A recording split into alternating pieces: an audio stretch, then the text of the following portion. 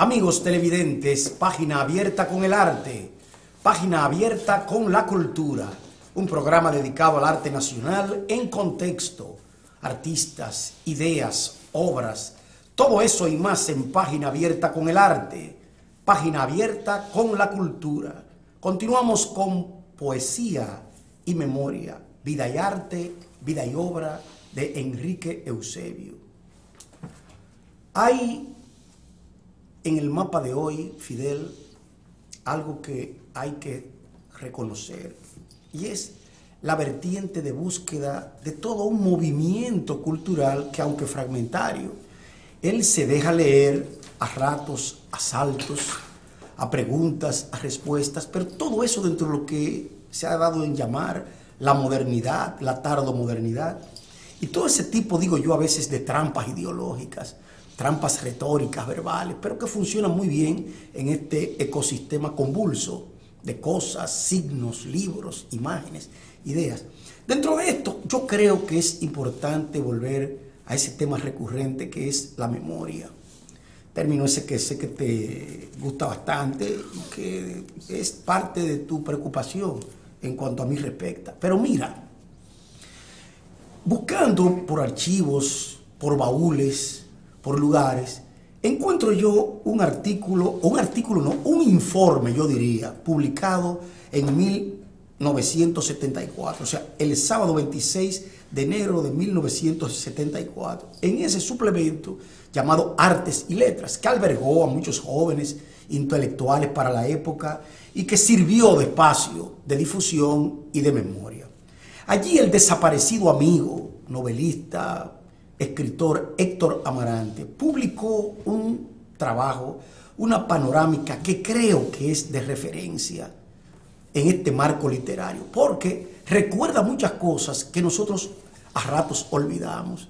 No teníamos tantos medios cuando en ese suplemento que se le dedicó a ese informe, yo diría que 10 años de cultura literaria, fue un informe bastante específico, bastante datificado, codificado, y que es un ensayo largo que hay que reeditar.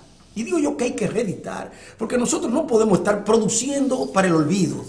Tenemos que estar produciendo para la memoria, para el presente, y más cuando son trabajos tan suculentos, tan significativos como este de Héctor Amarante, que creo que no muchas personas, digo, poquísimas personas se recordarían de estos 10 años de cultura literaria que abarcó casi 10 páginas, digo yo, ¿no?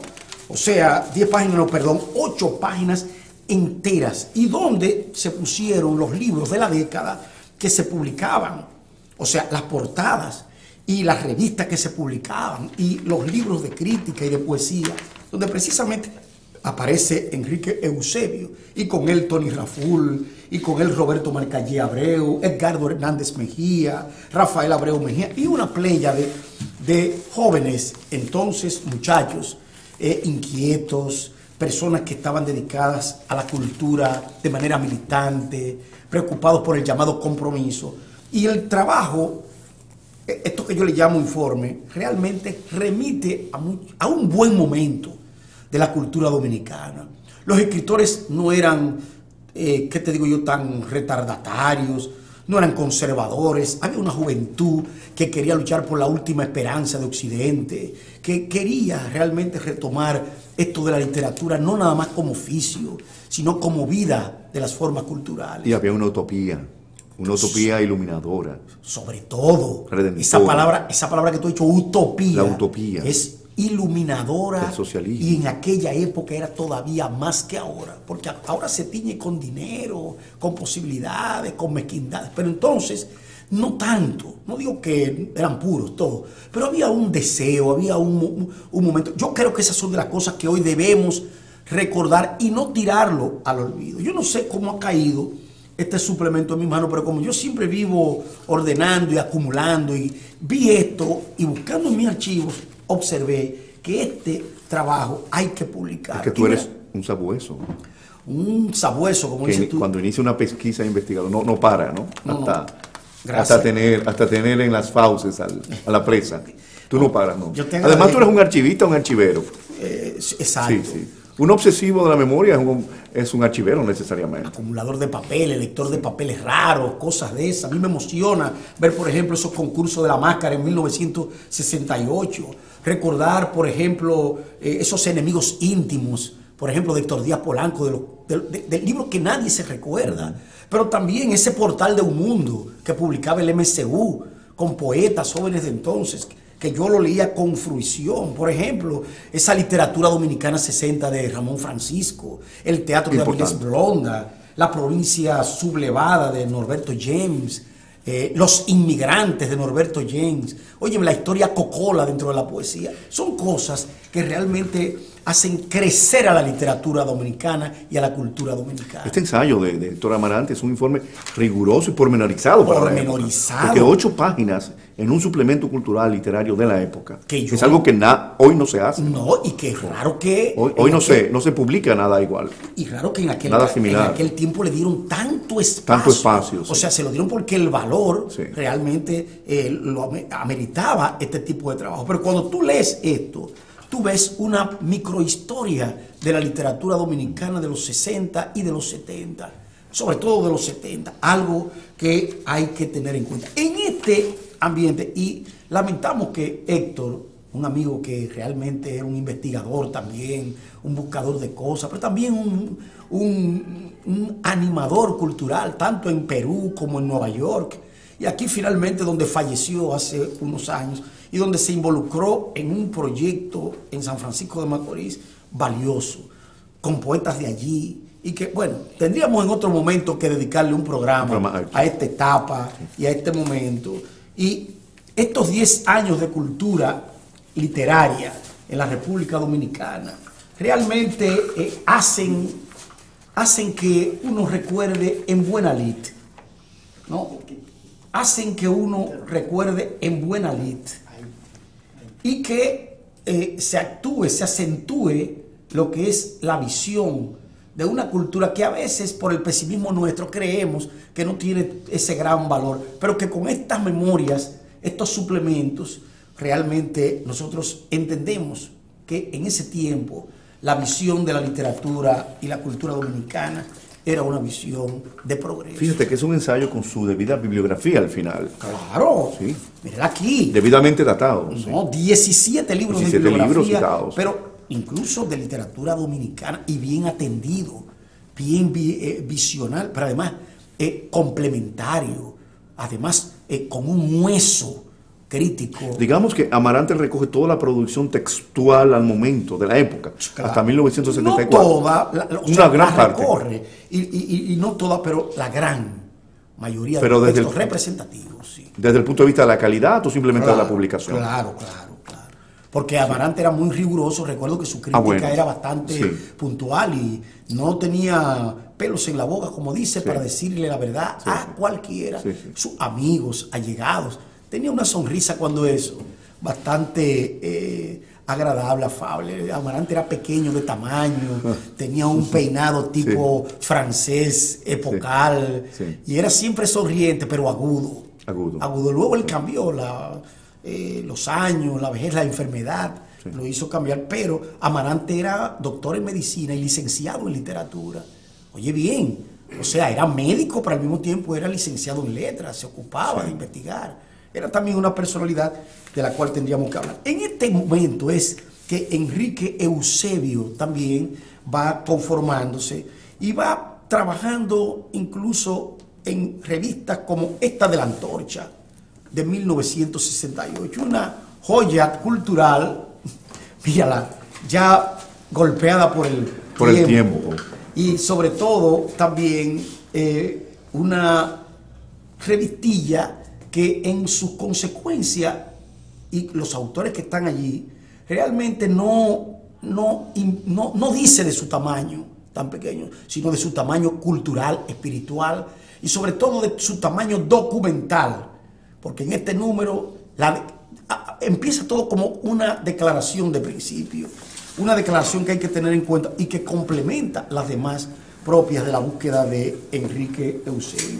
Yo quiero traer aquí también el hecho de que esta portada del formalismo ruso la había compuesto el mismo Enrique.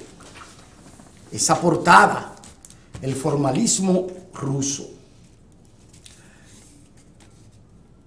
Mire, los amigos televidentes podrán observar la primera escuela de crítica textual. Ya enseñamos el volumen que tenemos aquí también, y esa fue la portada diseñada por él, que era también un diseñador de portadas de libros. Además, también los pocos ejemplares que llegó a tirar para algunos amigos, como dijimos en la emisión pasada, fueron realmente lo que se llama la huella que constituyó esta obra, que debe publicarse también en tal sentido. Pero hay cosas que hay que ver, hay cosas que hay que ver, porque fuera de que se escribe esto, y en la fecha que se escribe, y en el tiempo que se escribe, quiero decir que aquí había realmente preocupación por lo que eran las ideas literarias, las ideas críticas, ¿no? Lo que realmente constituía un corpus intelectual. Y esto era en un momento donde no había ese gran movimiento de ahora, mediaciones como la de ahora, medios globales. Sin embargo, aquí se daban esos fenómenos. Aquí está en pantalla Enrique Eusebio, en una foto más cercana a su desaparición. ¿Tú querías decir algo a propósito? Sí, Odalis, es que estamos hablando implícitamente, suponiendo que el público televidente lo sabe todo, casi todo. Tú hablas del formalismo ruso, que fue la primera escuela de crítica textual. Sí. Pero sería bueno explicar qué fue el formalismo ruso. El formalismo ruso fue importante señalar una escuela fundada en Rusia a comienzos del siglo XX. En 1924, la OPOYAS, o sea, una organización para el estudio de la lengua poética, integrada por Roman Jakobson, Yuri Tinianov, Víctor Shklovsky, Eichenbaum, y una serie de estudiosos de la poesía épica, oral. Boris Tomaszewski. Boris Tomaszewski, toda la teoría de la literatura, que fue el libro que él publicó. Bueno, allí realmente se publicaron trabajos definicionales que decidieron el rumbo de los análisis literarios de toda la cultura occidental. Eso incluso lo puso muy de manifiesto el escritor y el ya erudito conocido búlgaro francés Tzvetan Todorov, quien fue el que dio prácticamente, publicó, divulgó los textos de los formalistas rusos a través de diferentes empresas editoriales. Siglo XXI lo publicó y lo ha publicado en varias ocasiones.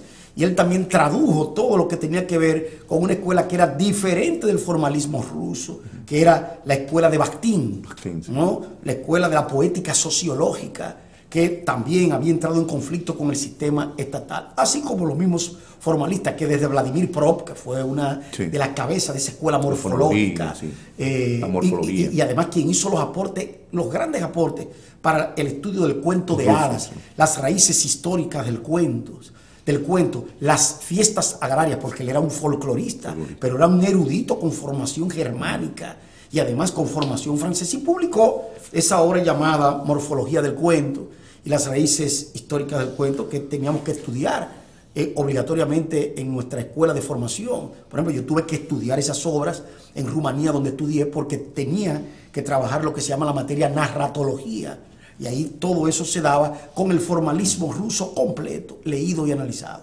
No quiero convertir esto en una cátedra, pero es importante que el formalismo ruso ocupó el tiempo de Enrique Eusebio y de algunos también, pero de él, hasta tal punto de que ha escrito esta monografía aún inédita y que creo que debe ser válida para análisis y que lo conozcan las nuevas generaciones. No, y el aporte del formalismo ruso fue precisamente que centró el análisis en el estudio de la forma, de la estructura formal de la obra literaria, del lenguaje poético, del discurso poético, y le dio prioridad al significante en una inversión, porque las escuelas tradicionales habían privilegiado el análisis del significado sobre el significante. Claro. ¿no? Y ellos fueron los primeros, digamos, los formalistas rusos fueron los primeros que centraron el enfoque, el análisis en la forma. Texto como texto. En la estructura formal. Pero después tenemos que hablar también del Círculo de Praga, que fue fundado prácticamente bajo influencia del formalismo. Directamente influido por el formalismo ruso y el estructuralismo lingüístico de Saussure. Claro. Eso vamos a tratarlo en nuestro próximo segmento.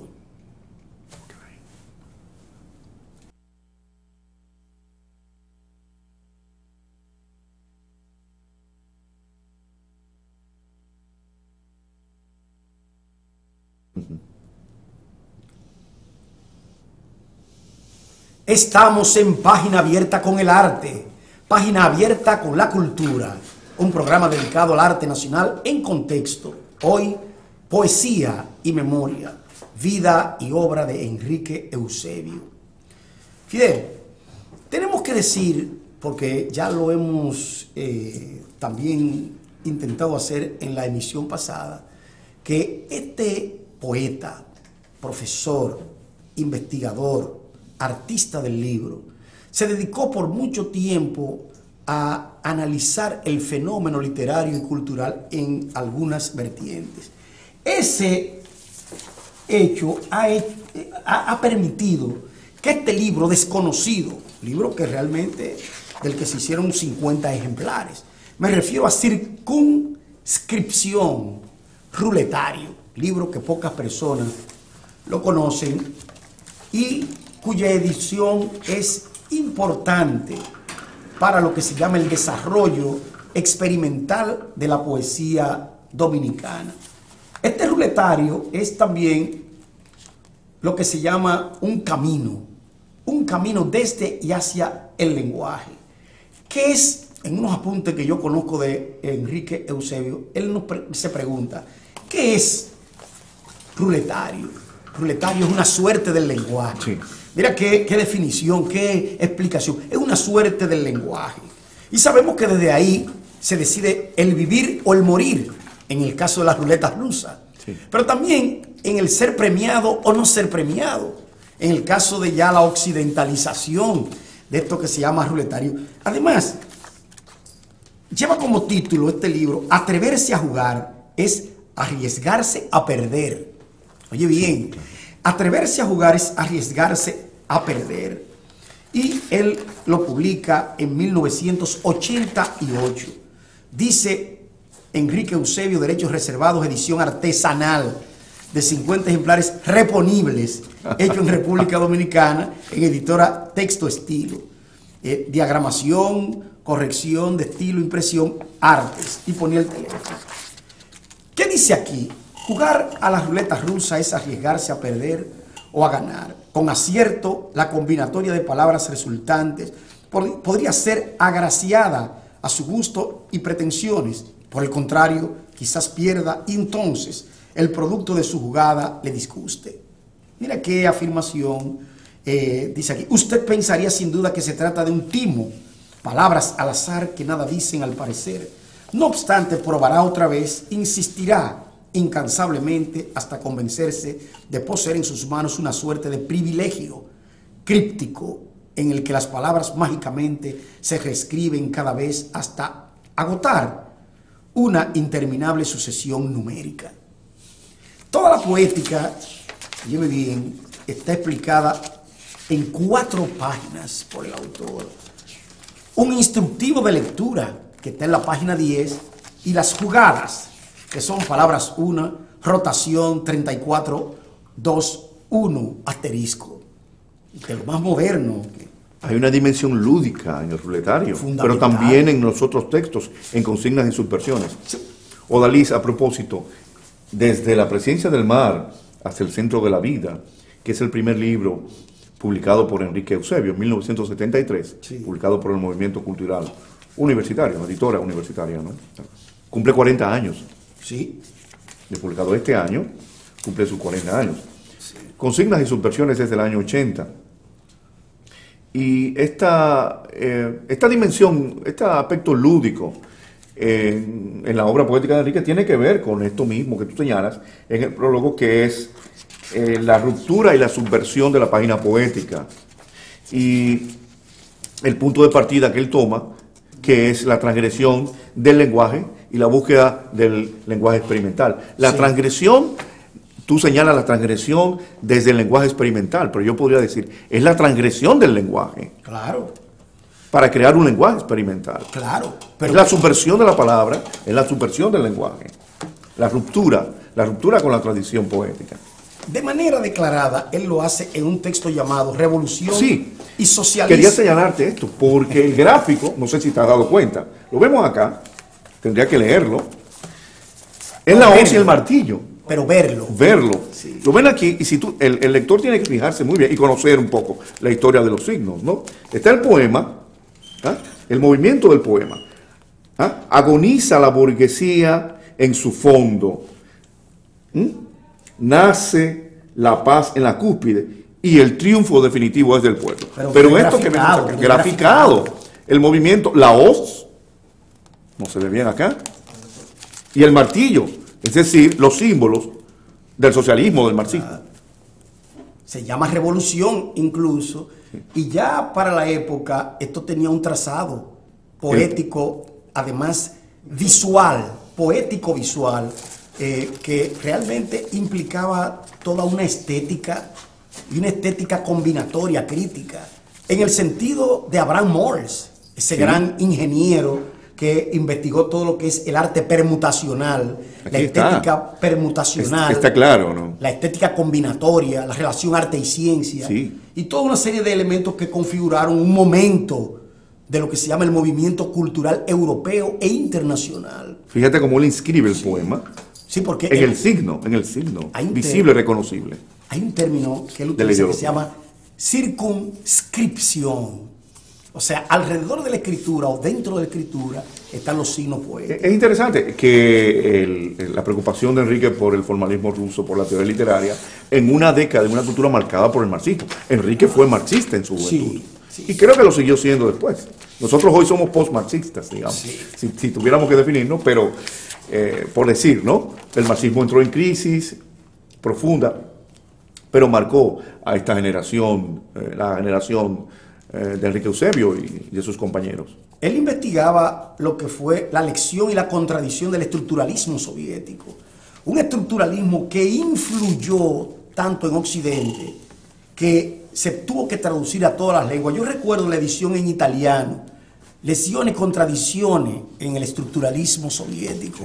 Y esto, por primera vez, puso para todos los estudiosos las contribuciones de Lotman, de Vyacheslav Ivanov, de todas aquellas, Meletinsky, todos aquellos investigadores que eran importantes y que no se conocían aquí, pero a través de unas ediciones de Rodolfo Alonso, editor, un argentino que publicó todos esos textos, las raíces del cuento maravilloso, las transformaciones, el concepto de transformación que era de proveniencia estructuralista y que hacía que un cuento fuera muchos cuentos a la vez.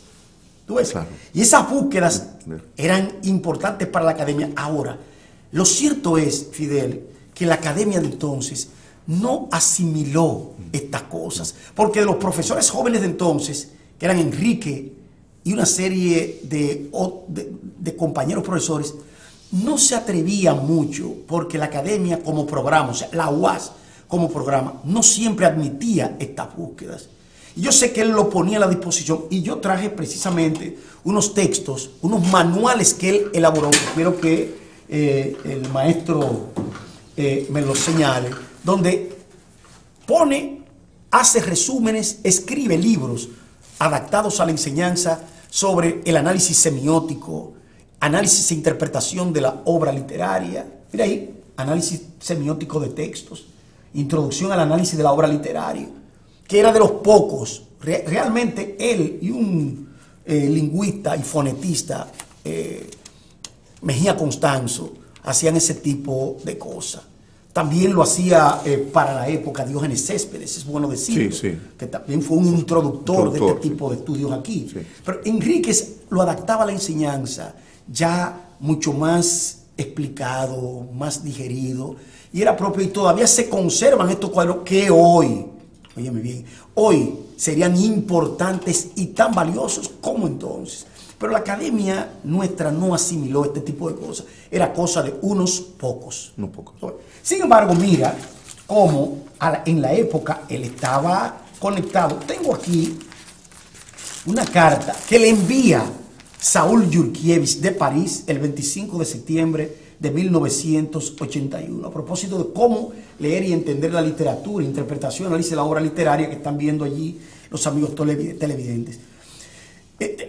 Yurkiewicz, en fin, era amigo de él, y sobresale de esta carta donde dice que después de muchas vueltas y revueltas, rotaciones y traslaciones, navegaciones y regresos, aludiendo a Neruda indudablemente, le acuso por fin complacido recibo de sus consignas y subversiones que he leído con aguzado interés, sobre todo las subversiones, donde veo funcionar una amplia panoplia de proposiciones formales, donde para mi gusto es amplia y ha estimulado la multiplicidad de medios, focos, modos, activados por los dispositivos ideográficos, por la combinatoria puesta en juego. Fíjate, Yurkiewicz ya había analizado incluso consignas y subversiones.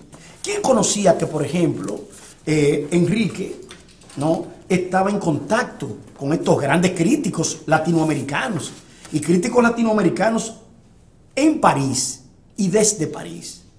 Esta carta, que es una carta muy importante, le señala también las contribuciones de su revista Scriptura, ¿no? Scriptura, que fue la revista que, como tú sabrás, él creó, y de donde surgieron los primeros textos de esas consignas y subversiones que él publicaba y que todavía tenemos a la disposición para cualquiera que quiera investigarlo en bibliotecas o en otras modalidades.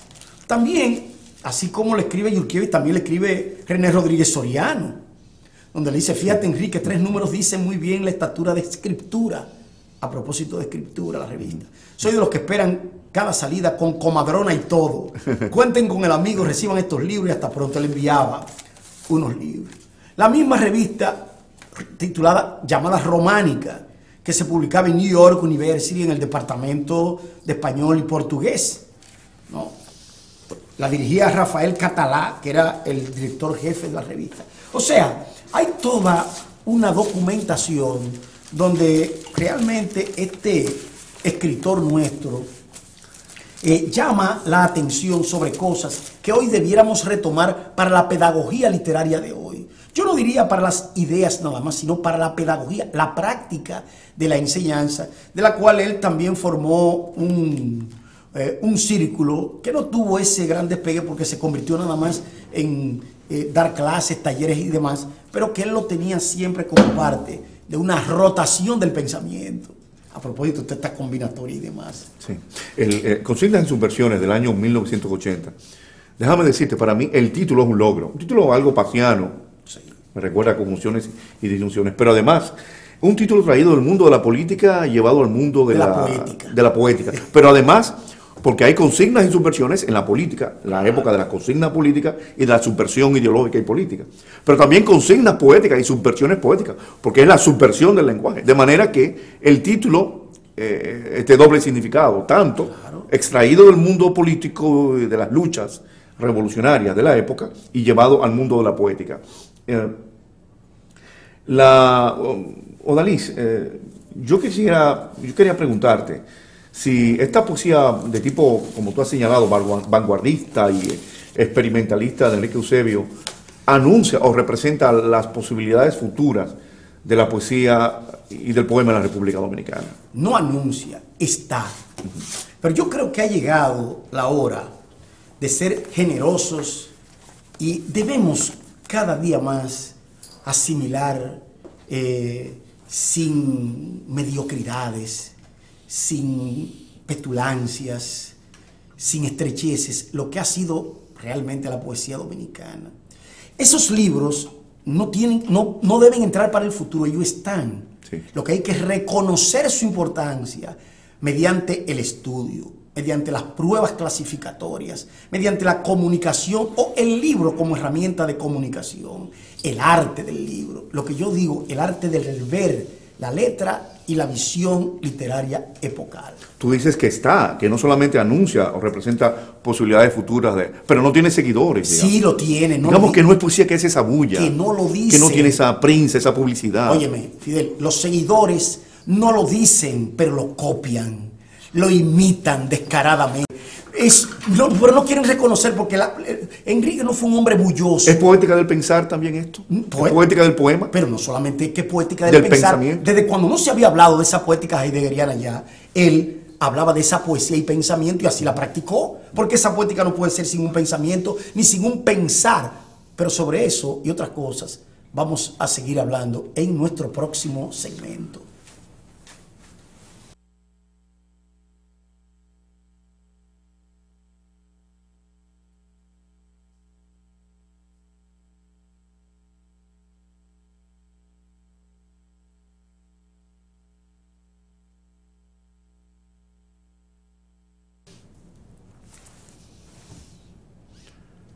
Continuamos con Página Abierta con el Arte, Página Abierta con la Cultura, un programa dedicado a la memoria cultural y artística dominicana. Hoy, poesía y memoria, vida y obra, vida y arte de Enrique Eusebio.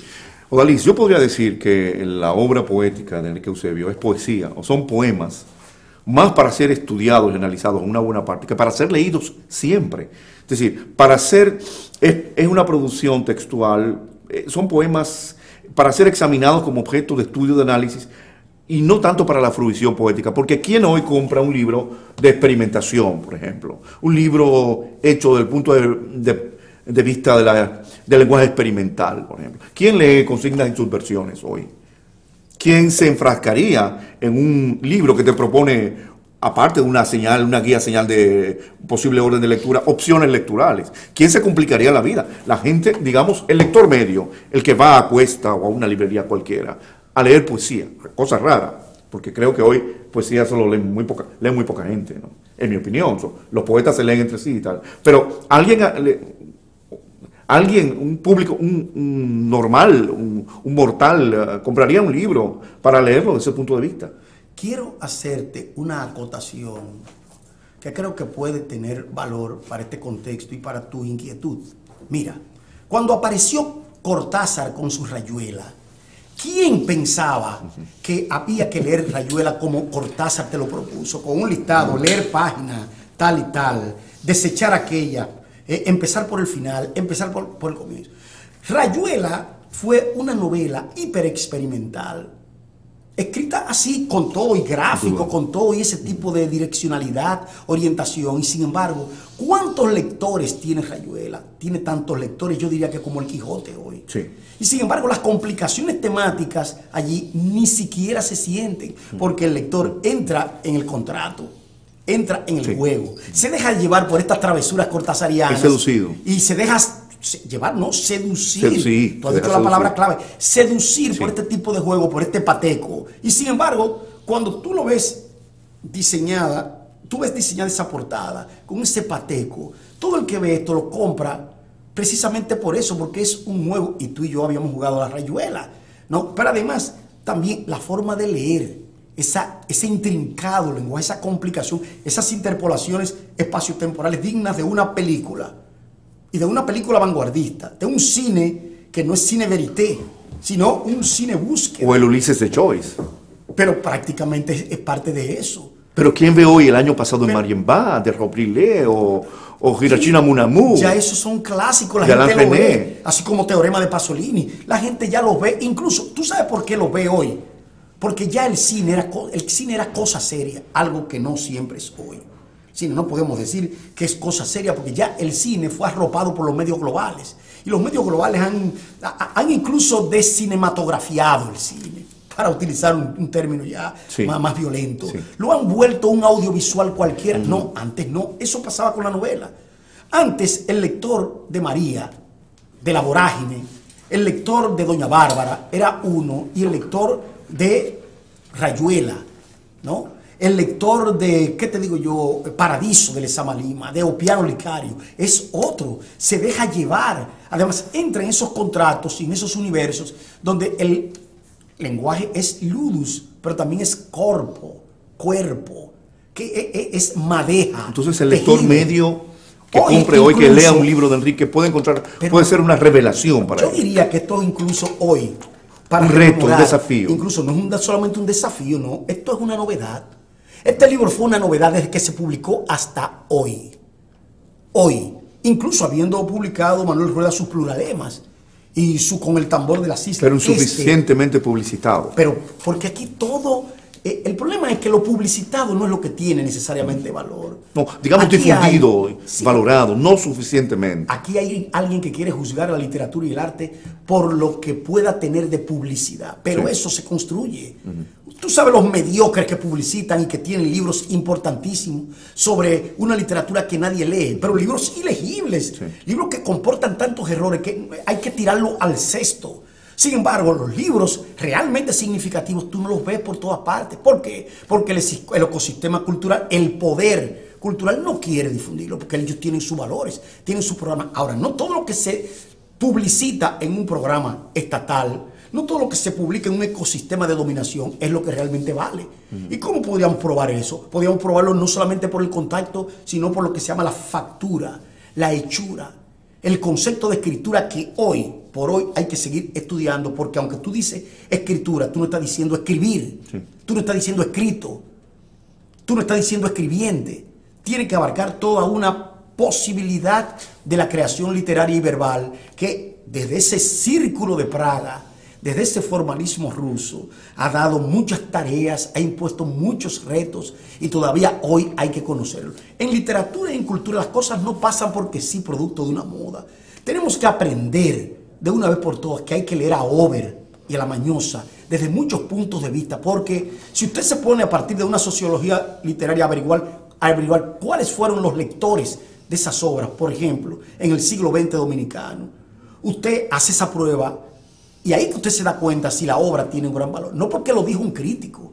Hay que establecer realmente movimientos sobre lectura de la obra. Por ejemplo, el Quijote. ¿Cuántos lectores leyeron el Quijote en el 17, en el 18, en el 19? ¿Puede alguien decir? En los siglos, en esos siglos. Pero ¿puede alguien decirnos, establecer a través de una sociología crítica de la literatura? Y la Divina Comedia. Y Romeo y Julieta de Shakespeare. Y Esquilo, ¿no? ¿Quién ha leído, por ejemplo, Las Bacantes de Eurípides? ¿Quién leyó La Orestía desde estos siglos? No porque no se lean hoy, esas obras no son incluso más valiosas que las de hoy. Sí, claro. Tú sabes la literatura light que hay. No, la actualidad no es el criterio. La actualidad no es el criterio. Aunque quiere imponerse como el criterio último de valor de todo. Porque es un poder. Sí. O sea, no es la literatura. Es un falso criterio, es un falso paradigma. Es el poder. La actualidad. Entonces, a propósito de la obra de Enriquito Eusebio, sucedió eso. Un poeta no figurero. No hizo bulla. Sí. Se Bajo dedicó perfil. a otro tipo de cosas. Lo que no quiere decir que sus textos no sean tan importantes. Significativos. Tan significativos como los que más estaban allí. Mira, por ejemplo, un poeta como Alexis Gómez Rosa, que es un poeta que tiene una producción, la producción más extensa prácticamente de su generación, y que ha publicado ese famoso festín que ha provocado tantas cosas y tantos juicios. Sin embargo, de esa generación, él y Enriquito son los que a mi juicio, sí, tienen un valor especial. Los otros tienen otro tipo de valor. Es curioso eso que me dice, pero porque él tiene un valor ese especial. mismo juicio me lo escuché de las palabras de César Zapata, el poeta y psicólogo. Sí. Estábamos compartiendo en el club de profesores y me dijo de esta generación de la posguerra, para mí los más importantes poetas fueron o son Alexis Gómez Rosa y Enrique Eusebio. Sí, lo cual no quiere decir que los demás, por ejemplo, Rafael Abreu Mejía, Mateo Morrison, no tengan su valor. Pero desde el punto de vista de la perspectiva que estamos tratando, fueron poetas que en el tiempo aquel tú no podrías culpar su poesía de panfletaria, sino de atrevida. Se atrevieron desde el lenguaje, se atrevieron desde esa semiótica de la poesía que realmente invita a un conocimiento epocal de lo que era lo cualitativo poético en este caso.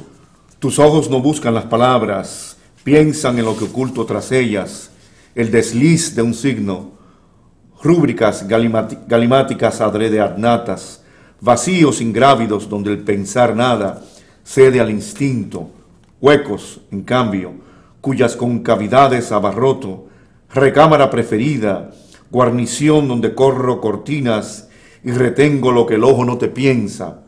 Podría decir a mi pesar, desnombro sedicioso y calculador, el haz que trazas entre vueltas, edificando sentidos de naipes que estrangulo y te devuelvo en agnosia.